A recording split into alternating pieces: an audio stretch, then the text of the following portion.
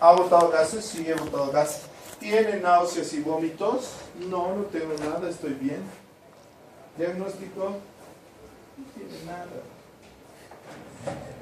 Laboratorio no es el pilar fundamental del diagnóstico. Es un coadyuvante más. Puedes dar el valor que quiera. Por eso a mí también me sorprende, pero si el paciente no tiene nada, no tiene dolor, entra al baño, ha comido,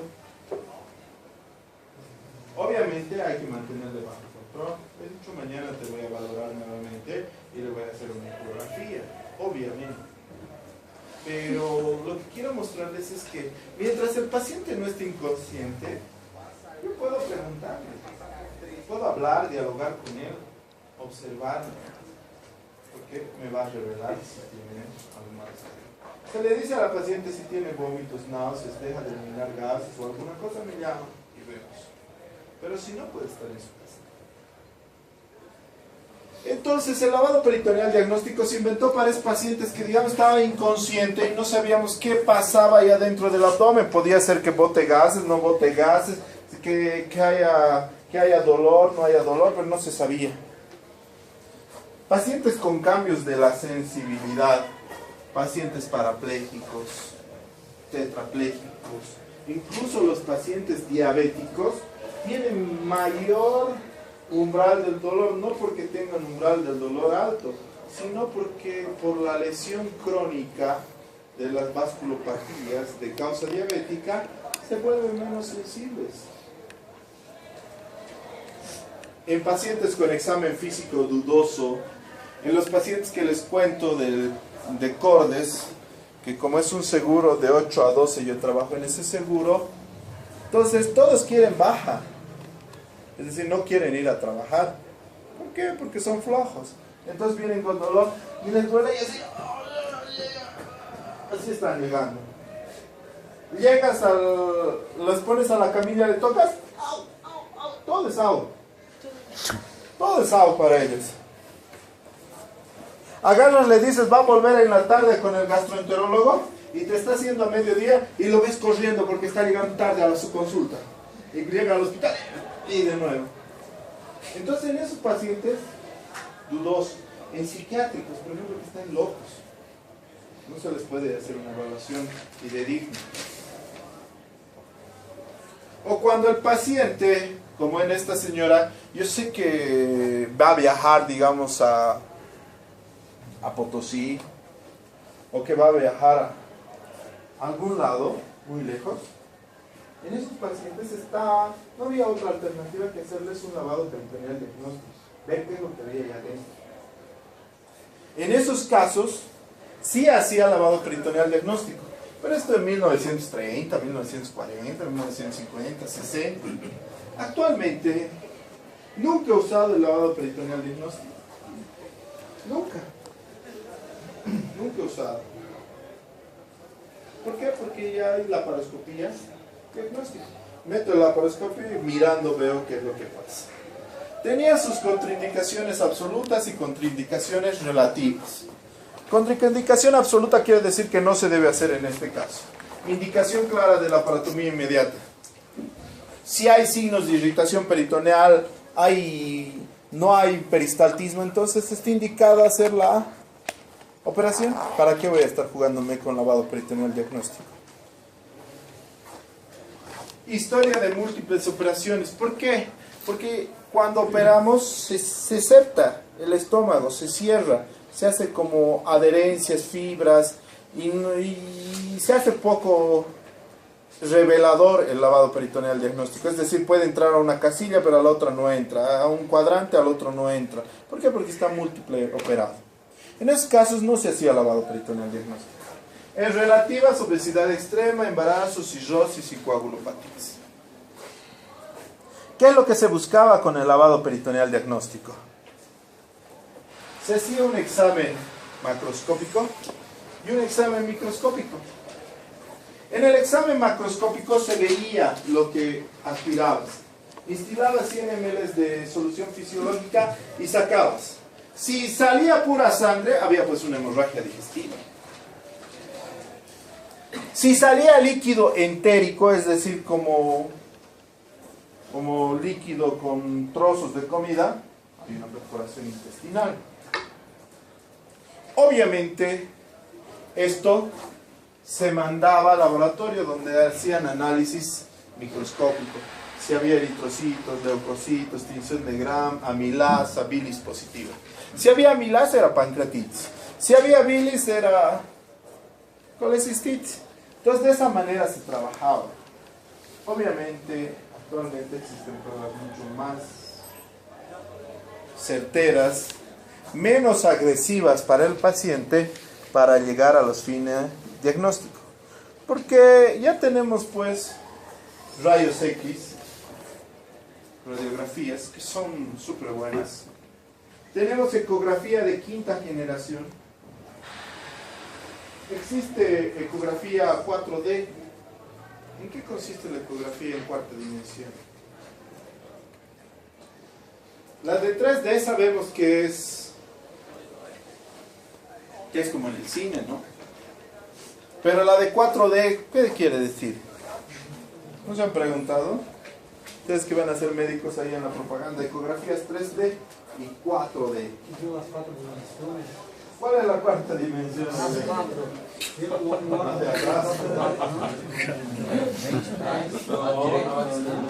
La cuarta dimensión. Ya espero que la preguntara. 4 lados. ¿Para qué quisiera ver la nuca, por ejemplo, del bebé? No sé. A ver, ¿para qué? Para ver si va a ser careca o no va a ser careca, ¿no? Va a ser calvo, ¿no? No.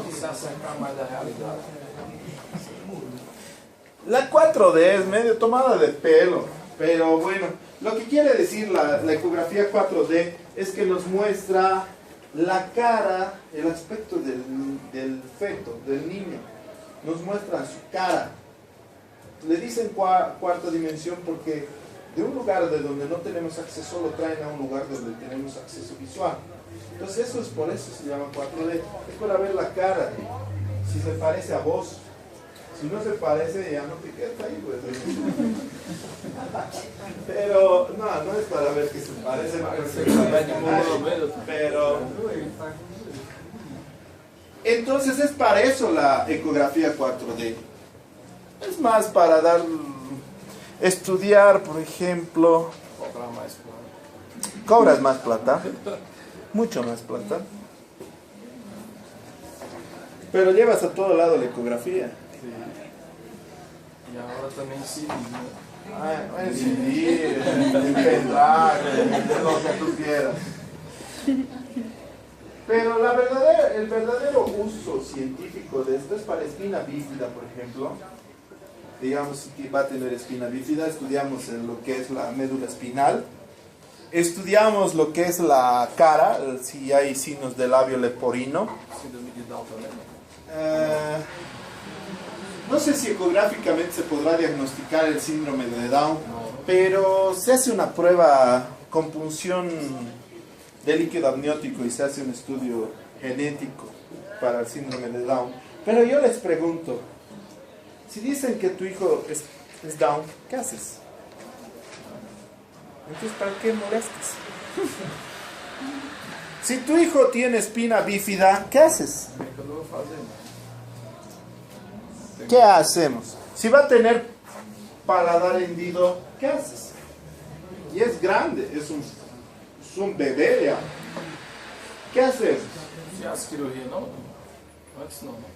Pero, ¿y fetal? No. No. He visto en algunos programas que hacen cirugía fetal. Es decir, les abren el útero, sacan al bebé, operan y se lo vuelven a poner. Pero de manera experimental.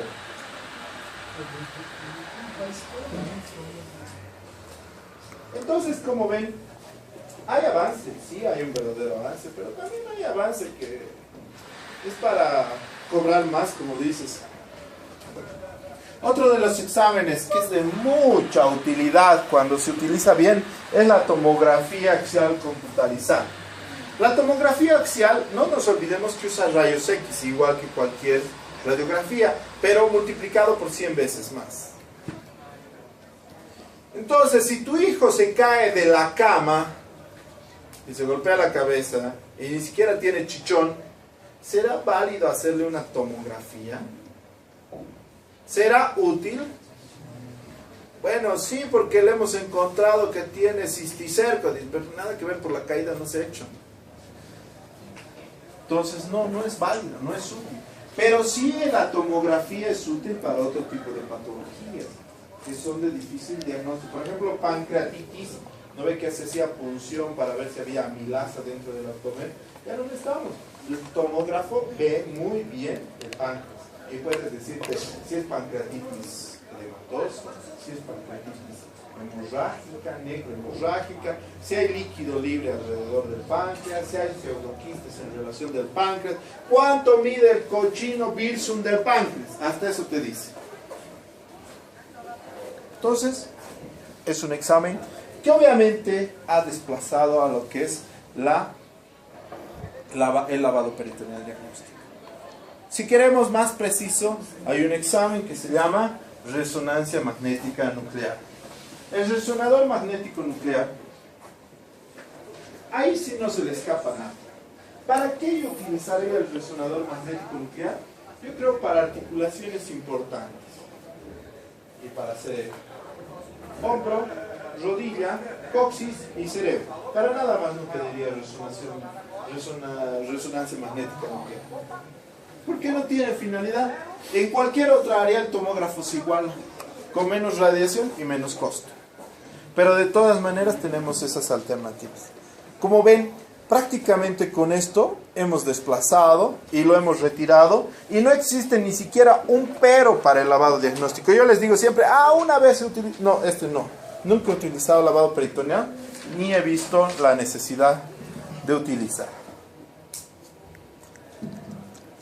Sean los exámenes que ustedes hagan, sean las pruebas diagnósticas que ustedes vean, trabajen en el centro, un hospital cuarto nivel o de primer nivel, nada reemplaza a un examen físico, a un diálogo con los pacientes, a charlar.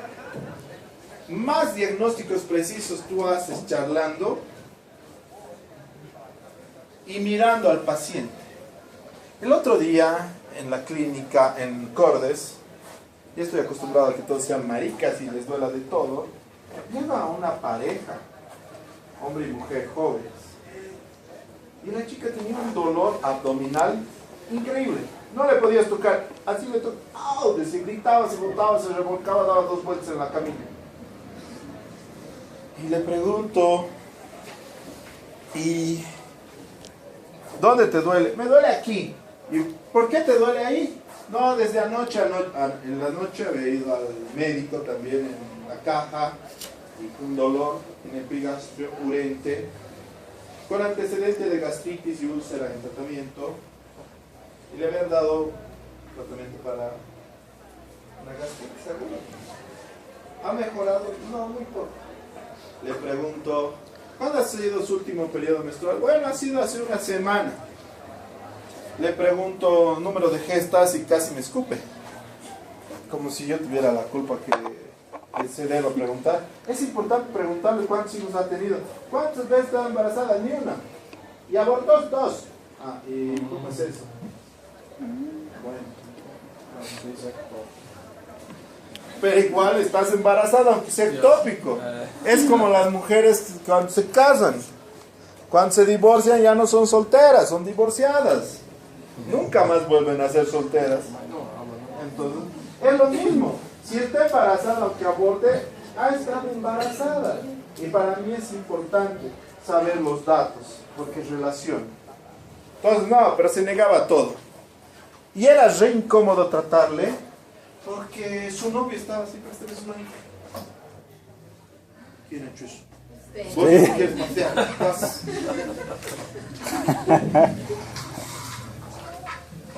Y su novio estaba extrañamente agarrado de la mano todo el tiempo. No le soltaba. Y no salía. Yo ya a mi enfermera ya le reñí para que él me lo deje entrar. Y estaba agarrado de su manito así. Sufriendo con él. Ya está todo. Todo el rato estaba así. Yo digo, pienso, ¿qué tendrá? Le pongo los medicamentos nuevamente porque el único que revelaba el examen físico y la encuesta, las preguntas al paciente, la anamnesis era una gastritis, una úlcera gástrica perforada probablemente. Y le decido internar.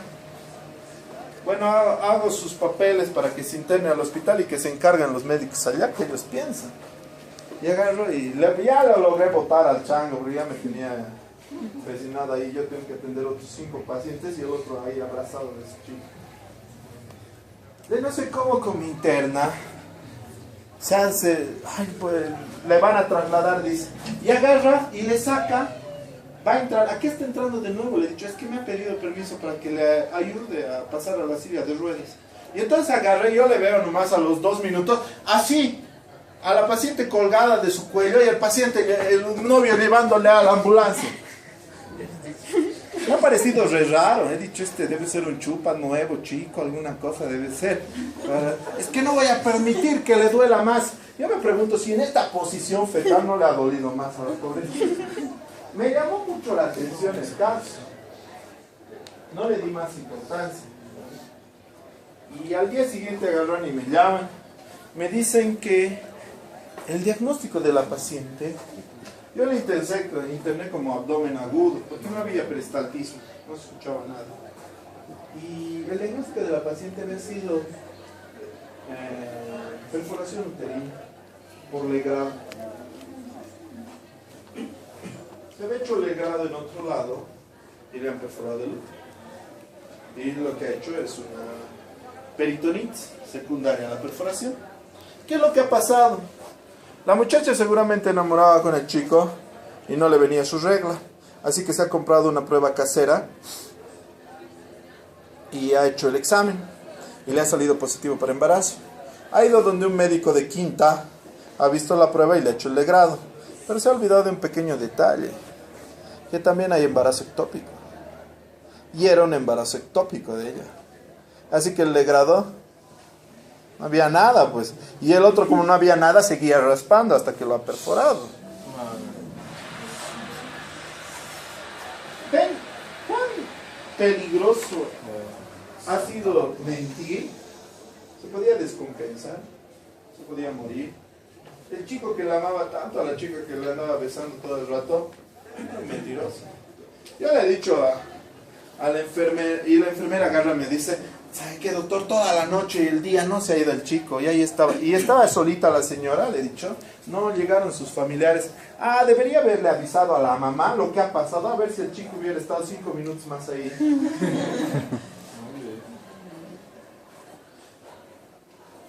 No se puede hacer exámenes a todos los pacientes, no se puede confiar en todos los pacientes, siempre tienen que poner ese interrogante, razón por la cual están mintiendo. Hay muchas causas, a veces tienen vergüenza, a veces son sinvergüenzas como estos. Entonces, también no es un absoluto.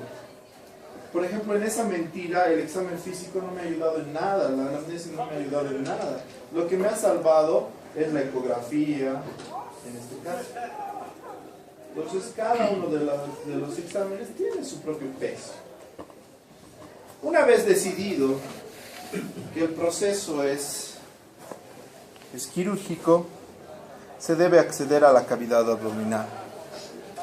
Para acceder a la cavidad abdominal se hace un corte, por lo tanto se llama laparotomía.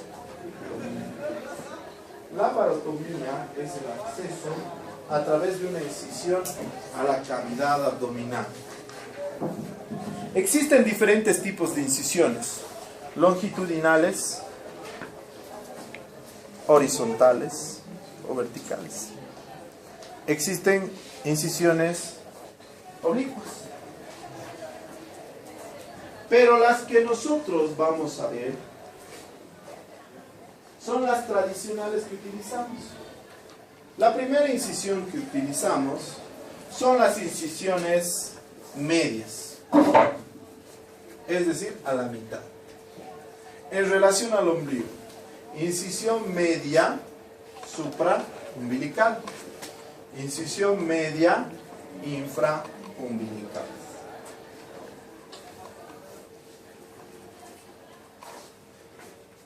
Si es una incisión que comunica la parte superior y la parte inferior, se llama la incisión media suprainfraumbilical. Viene primero el nombre de la incisión más grande y después de la más chica. Si es al revés, se llama una incisión infrasupraumbilical, porque va a ser más corto la incisión hacia arriba. Y si es una incisión de la apéndice sifoides a la sínfisis del pubis, se llama incisión de Yamamoto. De la jeta Yamamoto. Ya obviamente no hacemos incisiones tan grandes. Otro tipo de incisión longitudinales son las paramedianas, por fuera de la línea media. Existe la paramediana interna y la paramediana externa. Entonces se llamará incisión paramediana interna supraumbilical derecha. Lo bueno de estas incisiones paramedianas es que se han perdido, ya no las utilizamos. ¿Por qué? Porque son antiestéticas y herniógenas, quiere decir que dan muchas hernias, entonces no usamos.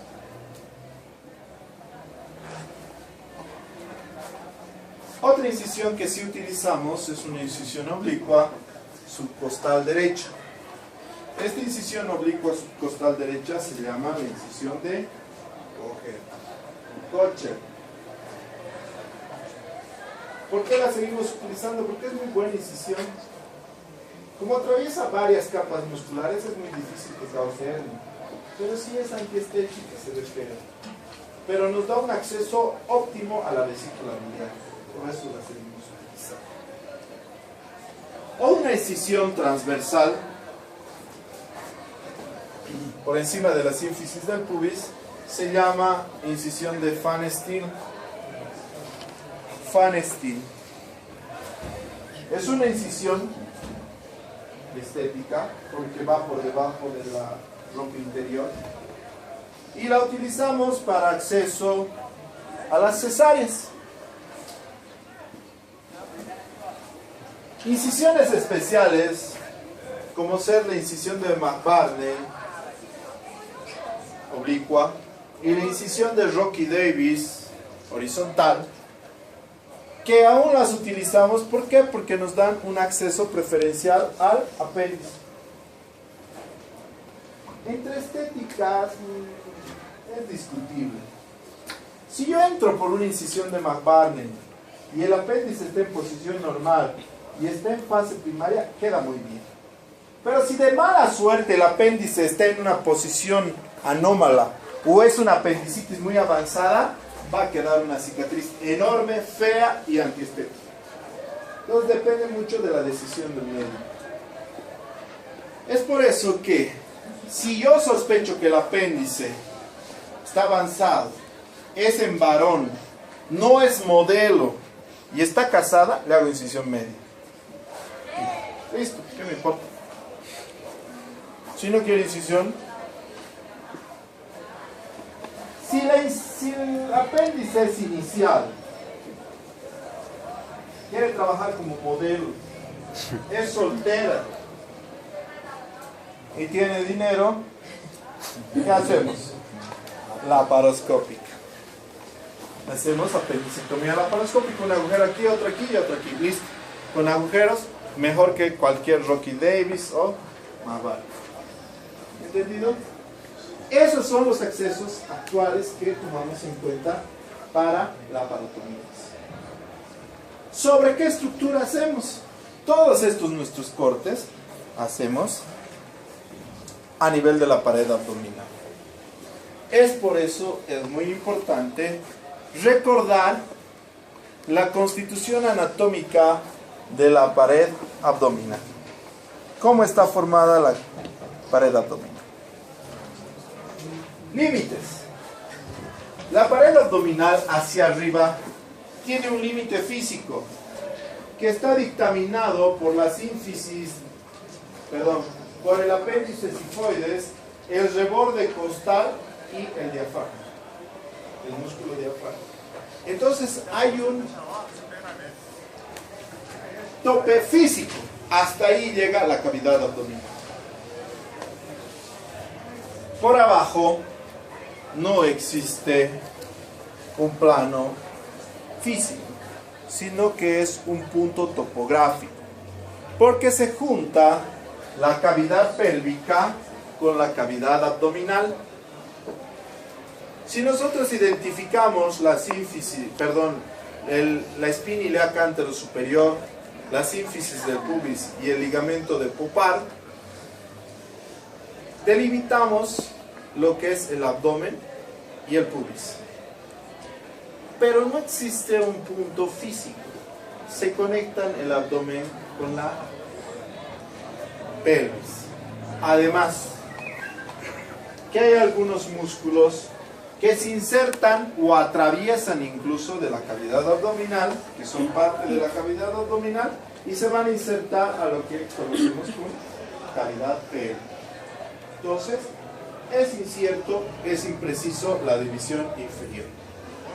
Hacia los lados, la cavidad abdominal no va a tener un límite, porque los músculos no vienen hasta la mitad, sino son músculos anterolaterales, es decir, desde la parte anterior hasta la parte lateral, que van a cubrir toda la cavidad abdominal,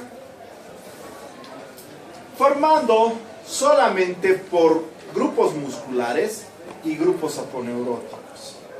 No es como el tórax, que tiene protección ósea, sino que es una protección músculo-aponeurótica de la parte abdominal, especialmente la parte anterolateral. En la parte posterior, más que una área de protección, las vértebras lumbares permiten un área de inserción muscular, donde se van a insertar los grupos musculares de la región posterior del abdomen, en la región lumbar.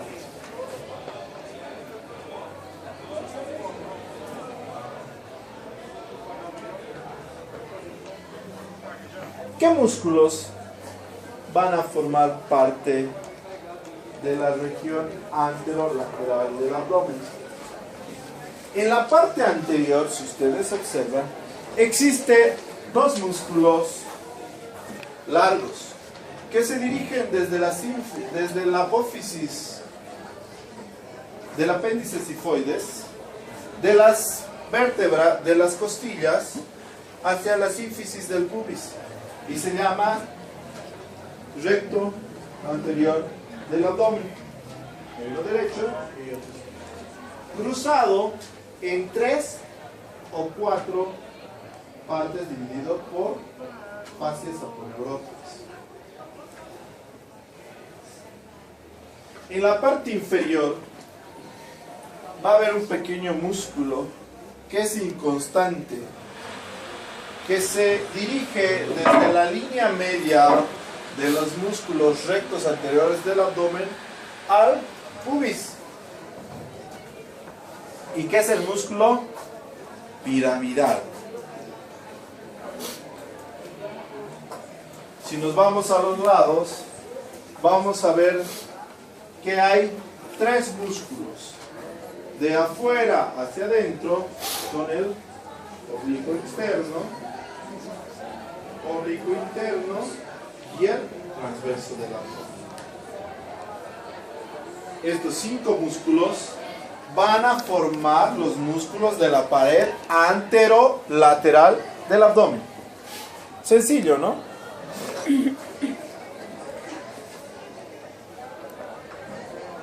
Es bastante sencillo, pero hay un pequeño problema. Estos músculos están rodeados por aponeurosis. He dicho que la pared abdominal es un refuerzo músculo-aponeurótico. Si nosotros vemos un corte transversal por encima del ombligo y por debajo del ombligo. Por encima del ombligo aquí vemos la piel, tejido celular subcutáneo, aponeurosis. ¿Qué músculo será este? Recto anterior del abdomen. Este músculo será el oblicuo externo, oblicuo interno y transverso. Si ustedes ven, las fascias aponeuróticas se dividen de manera equitativa en la parte superior. Equitativa, ¿verdad? Bonito. Es decir, como un padre. Si le da 5 pesos para el recreo a su hijo, le da al otro 5 pesos. Pero por debajo del arco de Douglas, debajo del ombligo, todas las aponeurosis se van adelante. Y solo en la parte posterior existe la fascia transversal. Entonces es una área de mayor debilidad. Es una área que predispone más a la aparición de hernias. ¿Por qué? Porque está mal repartida la fuerza. Es importante recordar que por debajo del arco de Douglas, debajo del ombligo, esta parte con esta parte son diferentes. Es por eso que la incisión, a pesar de que es oblicuo en la parte superior, no tiene mucha molestia, porque son diferentes aponeurosis. Mira cuántas aponeurosis hay. No va a formar no. Por otro lado, en la parte inferior hay que tener mayor cuidado por la predisposición a la aparición de hernias. ¿Por qué? Porque las aponeurosis están ordenadas de diferente forma. Entonces, si ustedes ven aquí, corte por debajo del ombligo, corte por encima del ombligo, diferencia en las aponeurosis, en la forma de repartición de las aponeurosis. Claramente se nota esto cuando se observa de la parte posterior la cavidad abdominal. Si ustedes observan, acá se ve claramente que hay una debilidad, ¿ven? Acá, ¿ven? De acá, diferente, de acá, otra clase. Entonces sí existe una diferencia en la forma de distribución de las aponeurosis por debajo del ombligo. La pared abdominal va a estar irrigada por arterias importantes.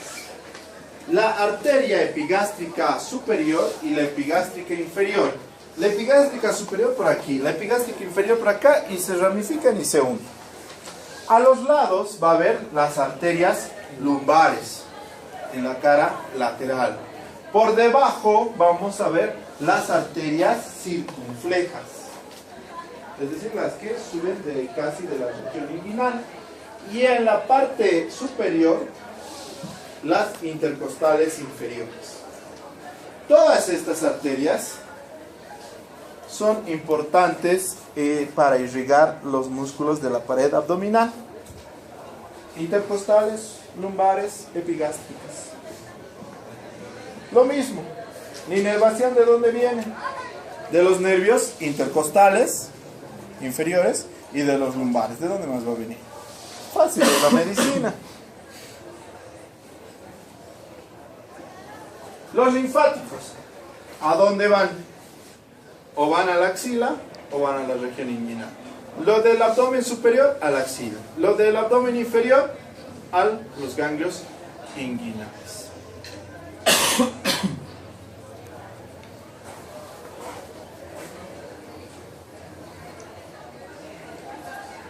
Pero hasta ahí lo sencillo. En la región posterior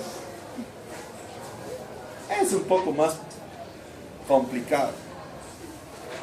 Los grupos musculares de la región posterior se dividen en 3 planos. Un grupo muscular anterior, un grupo muscular medio y un grupo muscular posterior. Pero el grupo muscular anterior, tienen que imaginarse viendo de aquí. Aquí el grupo muscular anterior, aquí el medio y aquí el posterior. Eso quiere decir que si nosotros vemos de esta parte, lo primero que vamos a ver es el grupo muscular posterior. Después el medio y después el anterior. El grupo muscular anterior, el que es más anterior, va a estar formado por un músculo que se llama el músculo psoasiliar. Fácil, ¿no? El grupo muscular medio, el que se une de las costillas, de la última costilla al reborde de los ilíacos, se llama el músculo que cierra ese agujero en la parte posterior, es el músculo cuadrado lumbar. Fácil. El plano posterior hay que considerar. El plano superficial quiere decir que nosotros vamos a ver trapecio hacia arriba. Este músculo, aquí arriba. No se ve el trapecio. El músculo dorsal ancho. ¿Fácil o no? Trapecio y dorsal ancho. Si nosotros vamos arriba, vamos a ver el músculo romboides. Romboides mayor, romboides menor. Este músculo romboides menor es el músculo que cuando les pasa el frío duele. Ese músculo duele justo acá. Acá se busca, hay un músculo, ahí justo duele. Cuando les pasa el frío, es el romboides que duele. Entonces romboides mayor, romboides menor. El grupo de los serratos. Serrato póstero inferior. Serrato póstero superior. Sencillo. Y el único que van a aprender de memoria son lonjísimo del tórax, iliocostal espinoso y transverso espinoso. Que esos músculos ni en anatomía no les he podido mostrar nunca a mis estudiantes porque son muy pequeños y son impostables. De todos esos músculos, los únicos que les falta reconocer es el plano profundo. Normalmente pregunto de estos músculos. Obviamente no dibujo.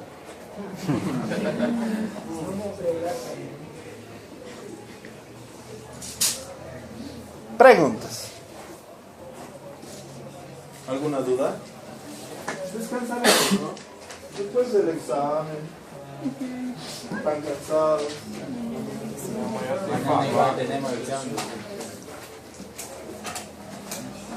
Toda la vida van a tener exámenes. Toda la vida.